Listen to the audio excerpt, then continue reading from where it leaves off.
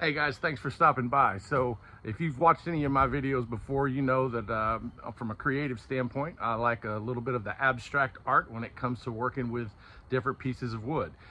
Today, we're talking about cedar stumps, and the things that you can do with these are gonna blow your mind.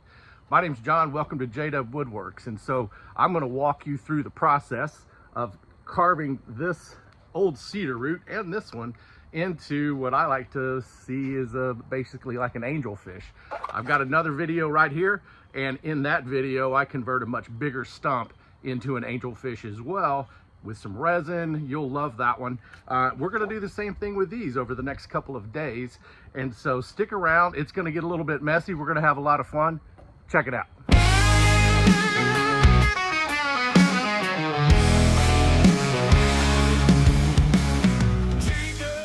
So this is going to get messy, and it's pretty dangerous too, because there's a lot of pieces flying everywhere. Hearing protection, protect your eyeballs, dust mask. I even use the face shield and gloves. There's little fragments that are shooting all over the place. You got to protect yourself, right? So let's see what we got here. I've got it secured in the jaw horse. Pull you up a little closer here. All right, this piece is secured in the jaw horse. I'm gonna hit it with my grinder attachment. And then here we go. Start carving this front piece into the fish. This will be his face, his head, whatever.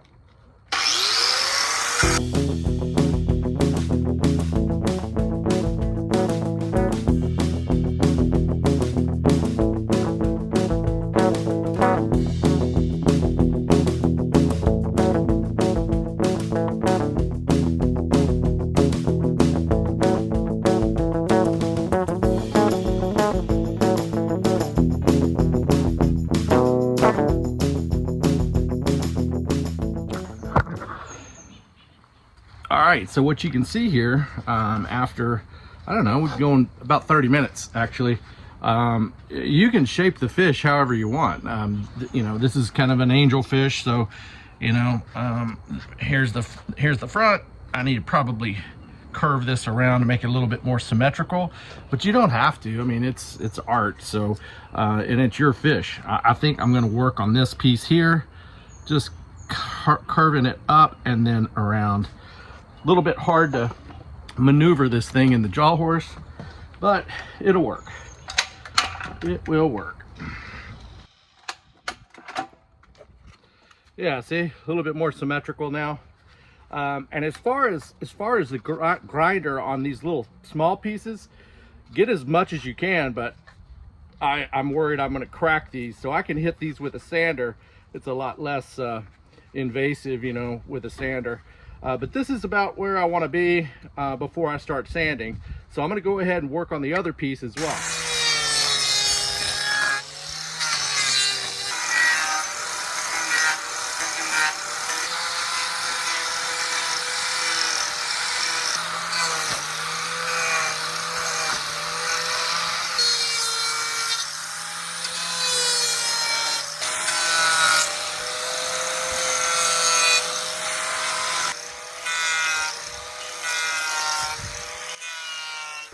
Well, if you remember, it looked like this, right? So this is an old cedar stump, been in the water, whatever. And now that's what I really like about aged cedar, when it's got that nice color just underneath the surface, you know. So this is about as close as I can get with the grinder. So now I'm going to hit it with the sandpaper. So 60 grit sandpaper, 40 grit sandpaper. You could probably do 80. I just want to be real careful on all of these little twigs that are these little roots, because that's, you know, that's the little how I call them, little angel feathers that are on the angelfish, right? Anyway, so I can shape out the front of this one as well. There's a nice, pretty good crack all the way through here. That's okay. I'm going to put some resin in there. So let's go ahead and hit it with the sandpaper. I'll do time lapse and make sure that you're not bored to death watching me sand. And listen, subscribe if you haven't, and if you have, make sure and give me a thumbs up, leave a comment.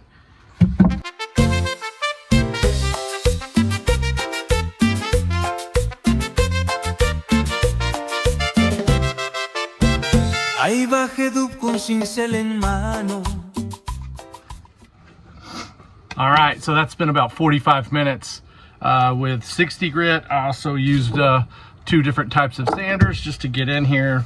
It's not super smooth yet, but what we'll do is I'll get that with about, probably a 220 grit. I'll finish it off like that. Then in these little gaps and holes, I'm gonna do some resin. There's a little crack right here, resin as well. I'm gonna get the other one, this guy. I'm gonna get this other one ready to go too in a similar fashion. And then we'll get these finished out with the resin here momentarily. All right, so here's our 2 pieces, right? And so this is, you gotta figure out which direction you wanna see these guys. This one looks good that way, and I think I'm gonna do this guy this way. So I am using Promise epoxy. I've got the epoxy and the hardener. I'm also going to use the epoxy thickener from Stone Coat countertops. This product is great for vertical applications as well as when it's not completely flat. So if you're doing a bar top or a tabletop, you wouldn't need this. But when you're doing it like this and you've got all these curves, the epoxy drips everywhere. It's so messy. So follow the instructions on that. And I've already got my hardener and my epoxy pulled. I will mix those, blend those, and then I'm going to do 2 different colors. So or 2 different sets of colors. So I'm going to do this green and aqua. This is just some pigments, that flake pigment powder that'll color the resin. And then I'm going to do a green blue. And so I've got my 4 different cups here. Hopefully I've got enough resin. And I'm going to do this early enough to where the temperature, which is supposed to be in the mid-90s today, won't mess this up too bad. So let's go ahead and get started, shall we?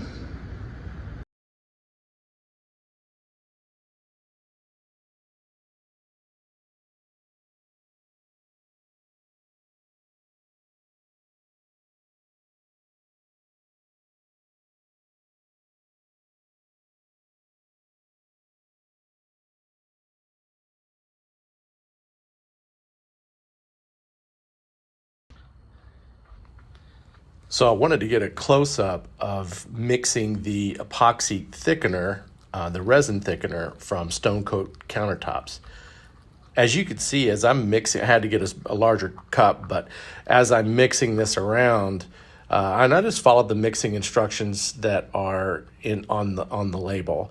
And this ends up being a consistency of like a dough, fairly easy to manage.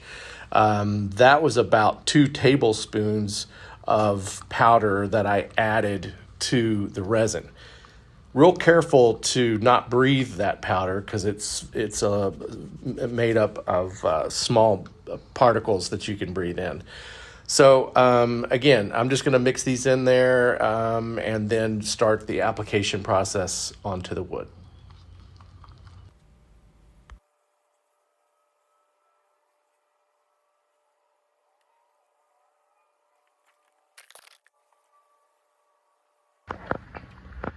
All right, so this gives you a pretty good idea how thick that stuff was. And I go through at first and I actually fill in where I know there's holes and cracks. And then depending on how much resin I may have left over, you saw me go back and I start doing some decorative stuff where I'm blending more of the colors, kind of drizzling across the top.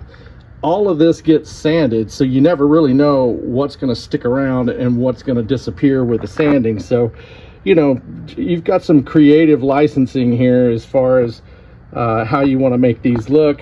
You don't have to put anything on the back side. I chose to, but you get the general idea. So this is going to sit day and a half, 2 days, and then we'll start sanding on it, and it'll turn out really nice once we mount them. All right, so here we are, day and a half later, and you can see that this is cured really nicely. It looks a little bit messy at the moment, but we'll walk through the process of getting these cleaned up.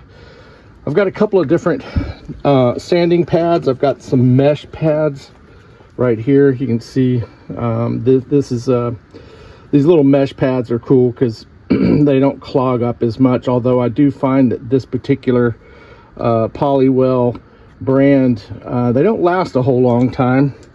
So I'll have to deal with that. And then I also have some smaller pads. These are not wet dry, these are just dry. I've got a 240 and a 150 that I'm going to try on the back side anyway.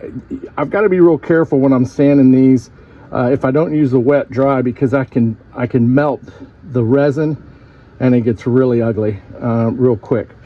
Between each pass of the grit of sandpaper, I take a little bit of denatured alcohol and a paper towel. I wipe it all the way down, get all the dust off of it, and then start with the next grade of sandpaper. So let's go ahead and go through that process and see if we can get these boogers cleaned up nicely.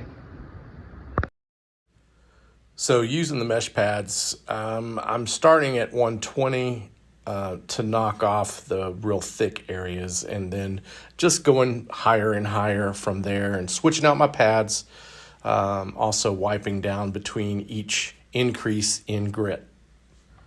All right, so displaying these things, I had a couple of options. I could mount them up this way and, you know, sitting on top of a piece like this, or I can mount them on a wall, and I decided to mount them on the wall. So we're going to go through the process of drilling holes, dowel rods, that whole thing.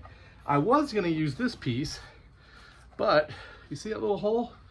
Well, there's several of them actually in there, and it's full of bumblebees. So as I'm working on this piece, the bumblebees kept flying out. So I'm not going to use this piece, otherwise they'll be flying around in the house or wherever this piece ends up. So I did get this piece, maybe 2.5 inches thick, nice and smooth on this side, pretty nasty on that side, but that's the back. So I'll mount this on the wall like so, and I will get my little fish. I'll drill a hole, dowel rod into the backing, and then we'll be good to go. I'll put on the final finish. So let's go ahead and get that going. So I use a 5/16 dowel rod, drill holes both in the back of the fish as well as into the wood.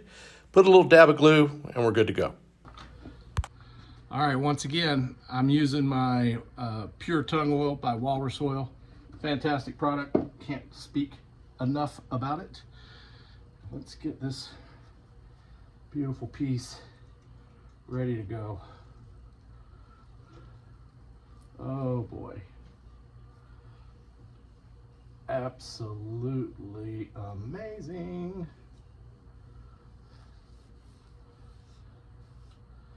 Oh yeah. Just crazy beautiful. I just love working with cedar. Mesquites like that. I mean, all the wood, man. Cherry, walnut, hickory, pecans, beautiful. But cedar's abundant where I'm at.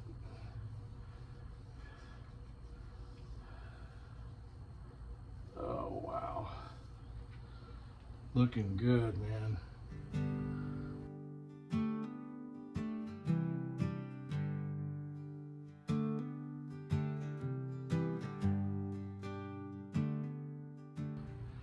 Okay, y'all, here she goes. There are 2 fish mounted on this old driftwood plank. And I mean, the colors of this wood is phenomenal. Now, again, this is cedar, but you could do any kind of piece. I mean, any kind of stump that you find. And granted, I'm not great at resin, but I think it looks really, really fantastic. So y'all make sure and tell your friends, write home about it, and give me a thumbs up and subscribe if you haven't. Make that little bell ding ding, and leave me a comment. All right, y'all take care.